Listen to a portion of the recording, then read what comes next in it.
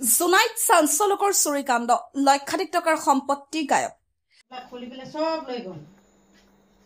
তাৰপিছতে কাপোৰখিনি এনেকৈ দাও দি এইটো ভাঙিছে কেনেকৈ ভাঙিলে দাও দি ভাঙিলে দাওখনে দিয়ে ভাঙিলে একচুৱেলি মই মিটখন যে থৈ দিওঁ সদায় ইয়াতে এই মিটখন দিয়ে ভাঙিলে এইকেইটা লৈ গ'ল ইয়াত কোনো খাৰু আছিলে আঙুঠি আছিলে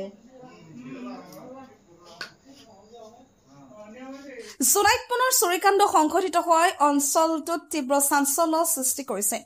মঙলবাৰে সন্ধিয়া প্ৰায় 6 বছৰ পৰা 9 বছৰ ভিতৰত 3 নং মূৰ্খচালেকৰ ৰীতা সোণোৱালৰ ঘৰত সংঘটিত হয় এই চুৰিকাণ্ড জানিব পৰা মতে সন্ধিয়া ৰীতা সোণোৱালে ঘৰৰ দৰ্জা বন্ধ কৰি নিজৰ দোকানত শাক-পাচলি বিক্ৰী কৰিবলৈ গৈছিল সেই সময়তে ঘৰত কোনো নথকাৰ সুযোগ লৈ ঘৰৰ দৰ্জাৰ তলা খুলি ভিতৰলৈ প্ৰৱেশ কৰে তাৰ পিছত গডৰেজৰ পৰা প্ৰায় 41,000 টকা নগদ ধন এচুৰ সোণৰ খাৰু আৰু এটা সোণৰ আঙুঠি লৈ উলিয়াই লৈ যায়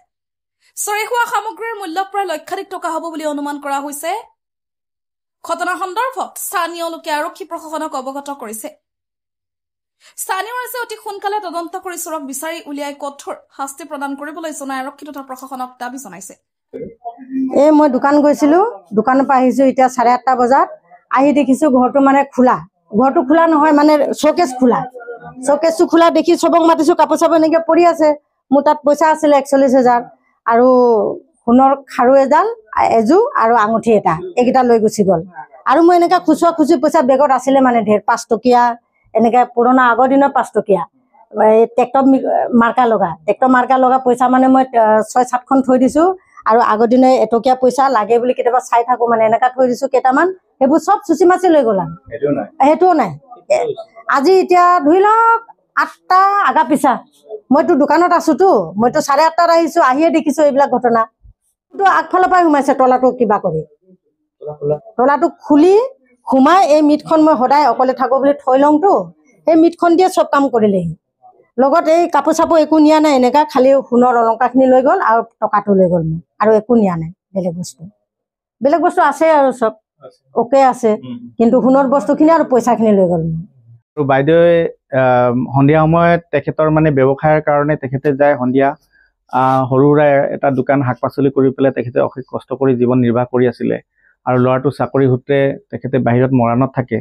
আৰু এই সুযোগতে চাগে চুৰে বুজি পাইছে যে ঠাইটো কেনেধৰণৰ বা ঘৰটো কেনেধৰণে থাকে সেইকাৰণে সেই সুযোগটো লৈ পেলাই 4:30 আৰু 8টাৰ ভিতৰত সেই সময়তে তেখেতে তলা মৰা ধৰণেৰে আছে